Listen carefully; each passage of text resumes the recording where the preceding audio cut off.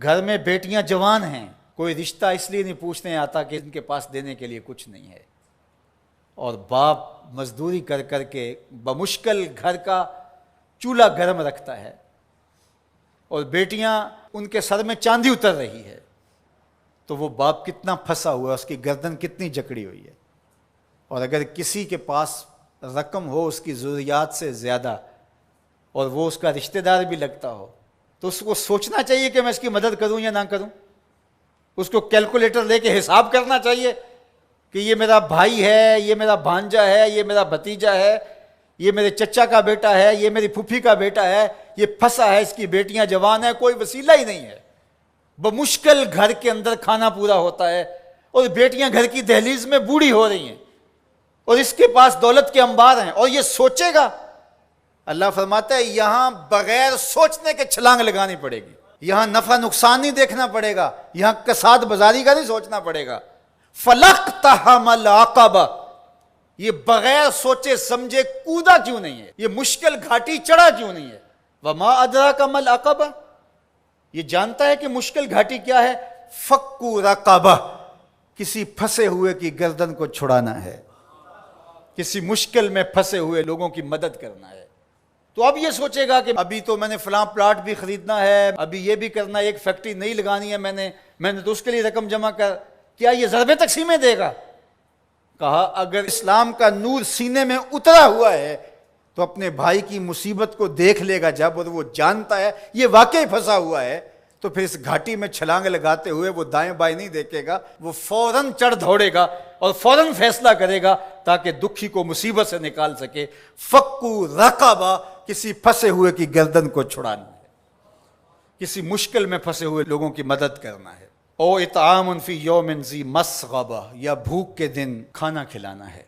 Lockdown लग गया, लोग तरस गए, फाके आ गए, घर में बहुत पड़ा हुआ है, तो ये सोचा जाएगा कि मैंने तो 3 साल के लिए रखा है और ये बंदा रेड़ियां रगड़ के मर रहा है, अगर मैं इसको दे दिया तो 3 साल के बाद तो मेरे पास कुछ नहीं होगा।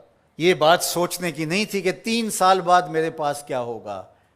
कुरान का जो उसलूब है, कुरान जो हमें जिंदगी सिखाता है वो ये है कि यहां सोचना नहीं, तुम्हें अकल से सोच के काम लेना। ये बहुत मरहले हैं, कहीं अकल को पीछे करना पड़ता है।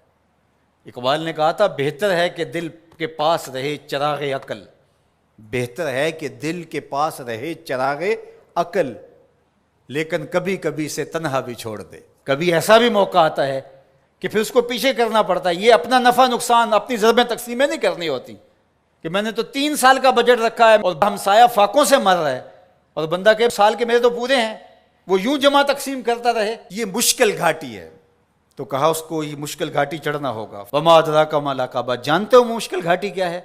फक्कू रक़बा, किसी फंसे हुए की गर्दन को छुड़ाना है। और इतामुन फी यौमिन ज़ी मस्ग़बा, भूख के दिन किसी को खाना खिलाना है। यतीमन ज़ा मक़रबा, किसी करीबी यतीम की मदद करना है। और मिस्कीनन ज़ा मतरबा, या खाक नशीन मिस्कीन की मदद करना है।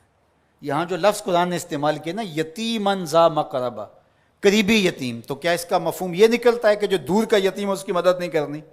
नहीं, बल्कि उलमाए तफसीर ने यहाँ नुक्ता बयान किया कि बंदा दूर पार के यतीमों और गरीबों की मदद करता है, और उनकी तस्वीरें भी खिंचवा लेता है दौरे मौजूद में, और दाद भी ले लेता है और सखी बन के सामने आ जाता है। लेकिन यतीम ख़ानदान के अंदर हो तो उनकी मदद करके बंदा नुमाइश नहीं कर सकता कि मैंने अपने भतीजे भांजे के साथ ये किया है। जो बंदा नफ्स का गुलाम बन जाता है उसके लिए मुश्किल हो जाता है। तो इसलिए अल्लाह ताला ने यहाँ जो लफ्ज़ बयान फरमाया, यतीमन ज़ा मक़रबा, करीबी यतीम की मदद करना, और मिस्कीनन ज़ा मतरबा, या खाक नशीन मिस्कीन की मदद करना। कुछ लोग, उन्हें पता है हमारी हमसायगी के अंदर इनके यहाँ नान शबीना भी नहीं है, तो वहाँ जो है वो महीने में 500 रुपया देंगे, और 500 रुपया दे के ये समझेंगे कि हमने हक़ अदा कर दिया। इनकी ज़रूरत को आपने पूरा करना था। मुख्तलिफ लोगों को तो आप करोड़ों रुपए बांट रहे हो, और आपकी फैक्ट्री में जो मुलाजमत कर रहे हैं आप उनमें कितनों को जानते हो कि मुश्किल से इस 15,000 रुपये से इसका घर चलता है, और इसकी बहनें जवान हैं, और ये बेचारा ओवर टाइम भी लगाता है, फिर भी घर का खर्चा पूरा नहीं होता। तो तुम बाहर जो करोड़ों रुपए दे रहे हो, तो बेहतर नहीं था कि अपने उस मजदूर की तुम मदद कर देते।